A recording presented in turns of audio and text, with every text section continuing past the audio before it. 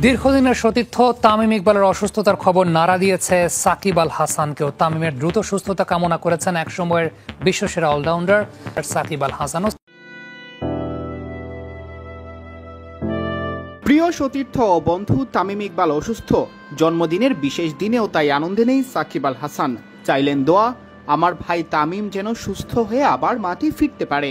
সব অভিমান দূরত্ব ভুলে তামিমের জন্য সাকিবের হৃদয় নিংড়ানো বিশেষ বার্তা। ফেসবুক যে বার্তায় সাকিব লুকাতে ব্যর্থ হলেন তামিমের জন্য তার হৃদয়ে থাকা ভালোবাসা। 24 মার্চ সাকিবের জন্মদিন, তবে এই দিনেই মেসিভ হার্ট অ্যাটাকের শিকার হন তামিম। সৃষ্টিকর্তার কৃপায় অবিশ্বাস্যভাবে বেঁচে ফেরেন কৃতিত্বপ্রাপ্য চিকিৎসক সহ সংশ্লিষ্ট অনেকের।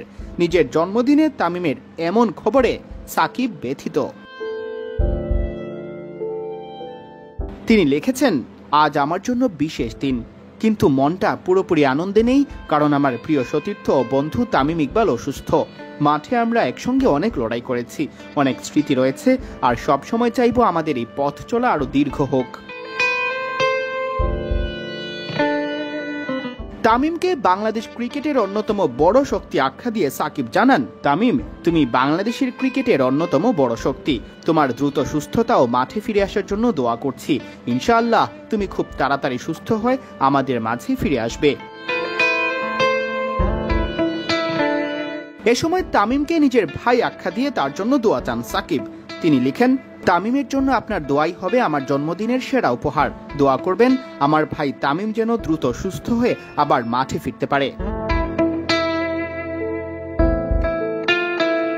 এর আগে বিডি ক্রিক টাইমের মাধ্যমে অনেকেই জানতে পারেন তামিমের জন্য দোয়া চেয়েছেন সাকিব। সন্ধ্যায় জন্মদিন উপলক্ষে ভক্তদের আয়োজিত এক অনুষ্ঠানে বিডি ক্রিক টাইমকে দেওয়া ভিডিও বার্তায় সাকিব বলেন, আমি বললাম যে আশা করি তামিম তাড়াতাড়ি সুস্থ হয়ে যাবে। আপনারা সবাই ওর জন্য দোয়া করবেন, ওর পরিবারের জন্য এই ডিফিকাল্ট টাইম যেন ভালোভাবে পার হয়ে যেতে পারে।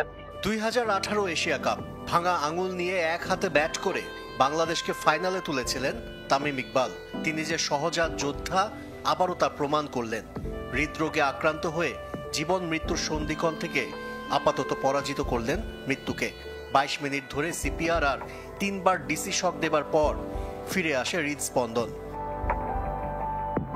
হাসপাতালে তামিম ইকবালের চিকিৎসার সার্বক্ষণিক খোঁজ খবর রেখেছেন প্রধান উপদেষ্টা ডক্টর মোহাম্মদ ইউনুস।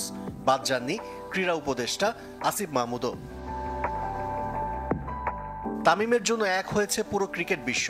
জাতীয় দলের সতীর্থ নাজমুল হোসেন শান্ত, লিটন দাস, মেহেদী হাসান মিরাজ, তাসকিন আহমেদ, তাওহিদ হৃদয়, নাহিদ রানা, তানজিদ হাসান তামিম, এমনকি মাশরাফি বিন মুর্তজাও ফেসবুকে পোস্ট করেছেন।